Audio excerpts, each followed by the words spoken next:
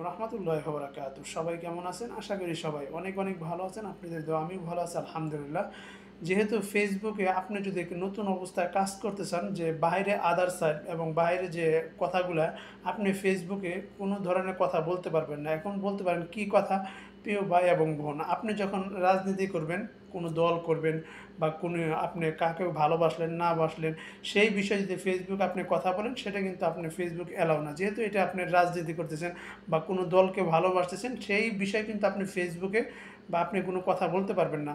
ধরেন আপনি হিন্দু বা আপনার ভারতের যে বাংলাদেশে একটা যে উত্তেজনা এখন, সেই বিষয়ে যদি আপনি মিথ্যা কোনো কথা বলেন বা মিথ্যা কোনো তথ্য আপনি যদি এখানে প্রচার করেন, তাহলে কিন্তু ফেসবুক অ্যালাউ করে না। কিন্তু এখন দেখেন, আমরা এই যে কথাগুলো বলতেছি অ্যালাউ করে না, কিন্তু ফেসবুকে দেখুন যারা মিথ্যা কথা বলে এবং মিথ্যা মানে তথ্য দিয়ে রাখে, তারা কিন্তু ভাইরাল হচ্ছে। কিন্তু যারা সঠিকভাবে সঠিক কথাগুলো বলতেছে, তারা কিন্তু সহজে উপরে উঠতে পারতেছে না, তারা কিন্তু একবারে নিচে তলে মানে পড়ে রয়ে গেছে। এর জন্য এই কথাগুলো বলি। দেখুন, এটাও আমি জানি না যে ফেসবুক আমাদের জন্য অ্যালাউ করে না, কিন্তু যারা মিথ্যা কথা বলে, যারা মিথ্যা মানে কথাগুলো এই ফেসবুকে তথ্য দিয়ে রাখে, তাদের কেন ফেসবুক যে পেজটি আছে বা প্রোফাইলটি আছে, রেজেক্টেড কেন করে না? কিন্তু আমাদের যারা নতুন আছে, আমাদের কিন্তু অনেকে ভয় দেখায়। প্রিয় ভাই এবং বোন, আপনি কিন্তু এখানে এই কথা বলতে পারবেন না, ওই কথা বলতে পারবেন না। দেখুন, বড় বড় সেলিব্রিটি কিন্তু ঠিকই কথা বলতেছে। আমরা কিন্তু ভয় পাই দেখে, কিন্তু আমাদের যেহেতু মুসলমান, আমাদের দায়িত্ব এবং আমাদের ইমানের দায়িত্ব, এই ফেসবুক আপনাকে সঠিক কথা বলতে হবে। এই ফেসবুক যেটা বলেছে, এখন ফেসবুকে যেহেতু অ্যালাউ না, এই কারণে আপনি যে ভয়ে কথা বলতে পারবেন, তাহলে আপনার ইমান দুর্বল।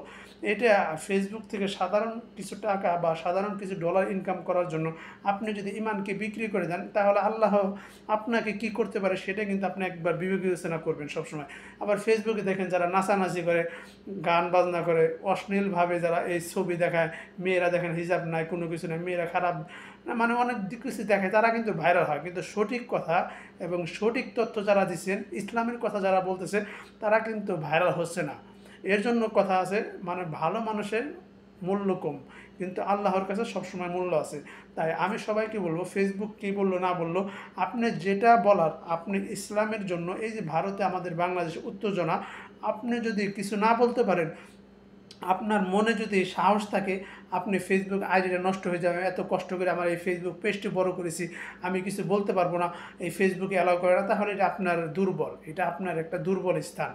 আপনি যদি সত্য কথা বলতে পারেন, তাহলে আমি বিশ্বাস করি 100% এই ফেসবুক আপনার আইডিটা কখনো রিজেক্টেড করবে না।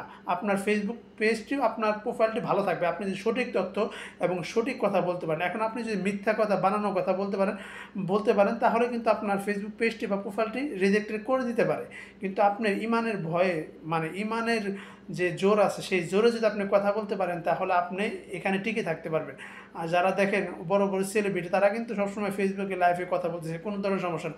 আমরা যারা নতুন আছি কিন্তু ভয় পাই, তাই আপনারা কখনো ভয় পাবেন না, ইমানকে কখনো বিক্রি করবেন না। আশা করি কথাগুলো বুঝতে পেরেছেন। আল্লাহ হাফেজ।